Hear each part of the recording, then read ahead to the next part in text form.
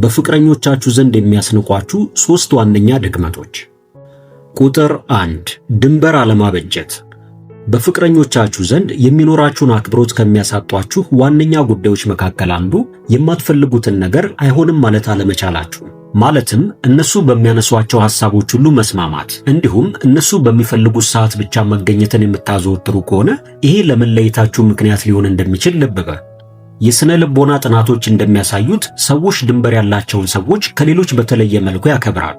እናንተም ታዲያ ምንም አይነት ገደብ ከሌላችሁ ዋጋ እንደሌላችሁ አድርገው ይመለከቷቸዋል። ስለሆነም እያንዳንዱን የምግብ ምርጫ፣ የምታዩትን ፊልም፣ የምትዝናኑባቸውን ቦታዎችም ሆነ እያንዳንዱ እንቅስቃሴዎቻችሁን በሙሉ እነሱ እንዲመርጡላችሁ አትፈልጉ። ይሄ በመካከላችሁ አለመከባበር እንዲፈጠር ያደርጋል። ስለሆነም ሁሌም አንድን ነገር አብራችሁ ለማድረግ የእናንተን ፍቃድ በሚጠይቁበት ወቅት የመሰላችሁንና ውስጣችሁ የወደደውን ነገር በድፍረት ምረጡ። ቁጥር 2 ራስን መቆጣጠር። ብዙ ጊዜ ነገሮች እኛ ባሰብነው መንገድ ብቻ ላይሄዱ ይችላል። የተለያዩ ውስጣችንን የሚጎዱ ሁነቶችን ልናስተናግድ እንችላለን። በዚህ ወቅትም ንዴታችሁን መቆጣጠር የሚከብዳችሁ ከሆነ አሊያም በትንሽ ነገር በእንባ ጎርፍ የምትታጠቡ ከሆነ እነዚህ የደካማነት ምልክቶች መሆናቸውን እወቁ። እነዚህን ነገሮች ስታደርጉ በእናንተ መሳባቸው ይቀርና የእናንተ ተንከባካቢ ሆነው ያርፉታል። በዚህ ሁኔታ ውስጥ ደግሞ በፍጹም አክብሮት ሊኖር አይችልም። ግንኙነታችሁን በውቅያኖስ ላይ እንዳለ መርከብ አድርጋችሁ አስቡት። ውቅያኖሱ በምንኖረው ሕይወት ውስጥ የሚያጋጥሙን የተለያዩ ችግሮችና ጭንቀቶች ሲሆኑ እነዚህ ደግሞ ሁሌም ቢሆን ሞገድ ይበዛባቸዋል። በዚህ ጊዜም ለፍቅር አጋሮቻችሁ ጠንካራ መርከብ እንደሆናችሁ በሚገባ ማስመስከር መቻል ይኖርባቸዋል። ነገር ግን ማዕበል በሚነሳበት ጊዜ ሁሉ የምትጮሁ አሊያም የምትሰምጡ ከሆነ ከእናንተ ጋር በመሆናቸው በፍጹም የደህንነት ስሜት አይሰማቸው። ቁጥር 3 ዓላማ ይኑራችሁ። የፍቅር አጋሮቻችሁ የእናንተ ብቸኛ የደስታ ምንጮች፣ ብቸኛ የትርፍ ጊዜ ማሳለፊያዎቻችሁና አጠቃላይ የሕይወታችሁ ግብ ስታደርጓቸው ከባድ ሸክም እየሆናችሁባቸው ትመጣላችሁ። በግል ሕይወታችሁ ውስጥ ምንም ልታሳኩት የምትፈልጉት ግብ፣ የምታዳብሯቸው ክህሎቶች እንዲሁም ልትደርሱበት የምትመኙት ጥግ ከሌለ እነዚህ ሰዎች እናንተ ላይ አንዳች የሚያጓጓቸውን ነገር እያጡ ይሄዳሉ። እስቲ ለመጀመሪያ ጊዜ የተዋወቃችሁበትን ወቅት መለስ ብላችሁ አስታውሱ። ምናልባት የራሳችሁ ሕይወት፣ የራሳችሁ ጓደኞች አሊያም የራሳችሁ ስሜት ነበራችሁ። ያ ማንነታችሁ ነበር በእነሱ ውስጥ የመሳሳቡን ብልጭታ የፈጠረው። በስነ ልቦና ይሄንን ራስን ማስፋት እንለዋለን። ነገር ግን ይህንን ሁሉ ነገር ርግፍ አድርጋችሁ ትታችሁትና ህልማችሁ በሙሉ እንደተሳካ ቆጥራችሁ እነሱ ላይ ብቻ ተጣብቃችሁ የምትቀሩ ከሆነ ለእናንተ የሚኖራቸው ክብርም በዛው መጠን ይቀንሳል። ነገር ግን የተሻለ ንግድን እየፈጠራችሁ የሆነ አዲስ ቋንቋን ለመማር እየሞከራችሁ አሊያም ደግሞ የሆነ አዲስ ሥራ ለመጀመር እንቅስቃሴ የምታደርጉ ከሆነ ያለማንም እርዳታም ቢሆን ራሳችሁን የተሻለ ቦታ ላይ ማድረስ የምትችሉ ቆራጥ ሰዎች መሆናችሁን ታስመሰክራላችሁ። ቁጥር 4 ሐቀኝነት። ብዙ ሰዎች የሚዋሹት የፍቅረኞቻቸውን ስሜት ለመጠበቅ ብለው እንደሆነ ያስባሉ። ይሄ ግን የመጨረሻው ድክመት ነው። የሆኑ ትናንሽ ነገሮችን መዋሸታችሁ እንደውም ፈሪዎች መሆናችሁን ነው የሚያሳየው። ከባድ እውነት የሚመጣውም እዚህ ጋር መታመን የማይችልን ሰው ማንም ቢሆን በፍጹም ሊያከብረው አይችልም።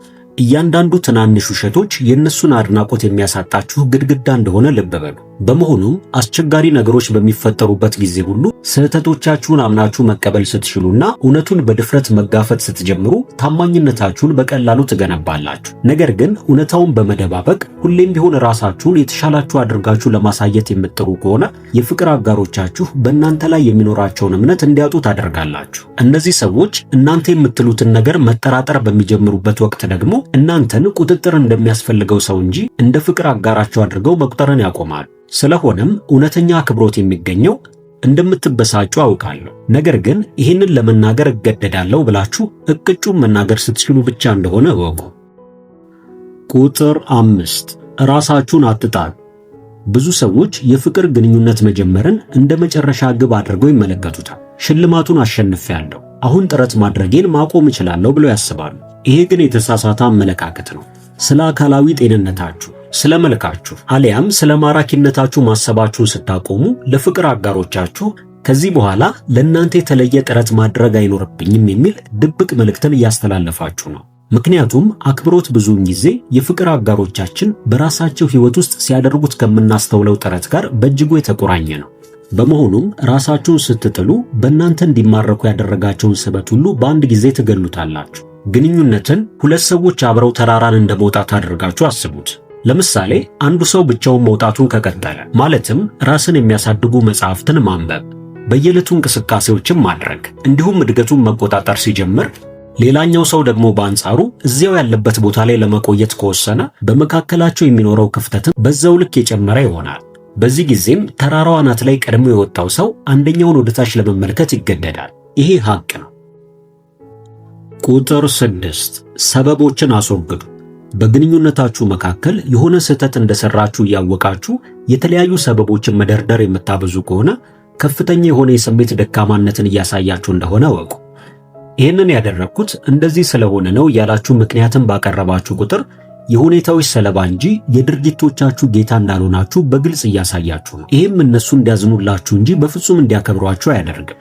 ከፍተኛ ዋጋ ያላቸው ሰዎች ውስጣዊ የቁጥጥር ቦታ አላቸው። የስኬቶቻቸውን ያህል በውድቀቶቻቸው ለመማርም ተገቢ የሆነ ቦታን ይሰጣሉ። በመሆኑም የሆነ ችግር ተፈጥሮ ከፍቅር አጋሮቻችሁ ጋር ንግግር በምታደርጉበት ወቅት የሚሰጧችሁን እያንዳንዱን ምላሾች እንደ ግል ጥቃት አድርጋችሁ መመልከታችሁን አቁሙ። በግንኙነት ውስጥ ማድረግ የምትችሉት ጠንካራው እርምጃ ቢኖር ንጹህ ይቅርታ ነው። በመሆኑም ለምትሰሯቸው ጥፋቶች ሁሉ በድፍረት ይቅርታ ጠይቁ።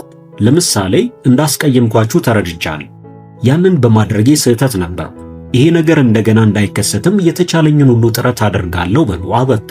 በዚህ ጊዜም ሰበብ ከሚደረድር ሰው ይልቅ እውነታውን በድፍረት የምትቀበሉ ሰዎች መሆናችሁን በሚገባ ታስመሰክራላችሁ።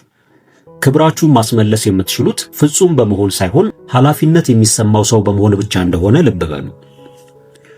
ውድ ቤተሰቦቻችን ለዛሬ የነበረንን ዝግጅት በዚህ አበቃን። በቀጣይ በተለያዩ አዝናኝና አስተማሪ ፕሮግራሞች መልሰን እስከምንገናኝ ድረስ ለቻናላችን አዲስ ከሆናችሁ ሰብስክራይብ፣ ላይክ እና በምንሰራቸው ፕሮግራሞች ዙሪያም ያላችሁን ሐሳብና አስተያየት በመጻፍ ቤተሰብ ይሁኑ እንላለን። መልካም ቆይታ።